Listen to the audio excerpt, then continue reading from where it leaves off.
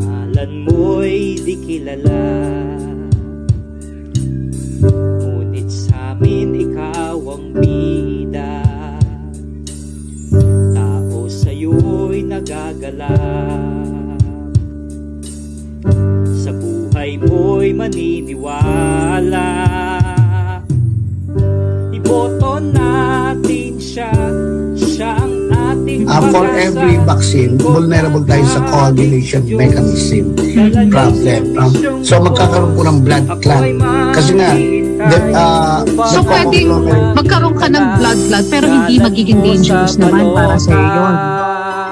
well, depende po. No? Kung ang blood clot napunta sa brain, pwede ka ma-stroke. So hindi mo naman malaman kung saan mapupunta yung blood clot, di ba do? Hindi po. Pag may, kahit na may blood clot ka, pag nag-normalize ng situation mo, kaya maganda. Mayor ang una,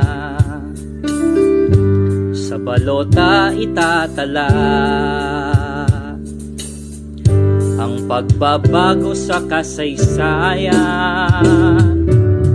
Iboto natin siya, siya ang ating pag-asa, lingkod na galing sa Diyos.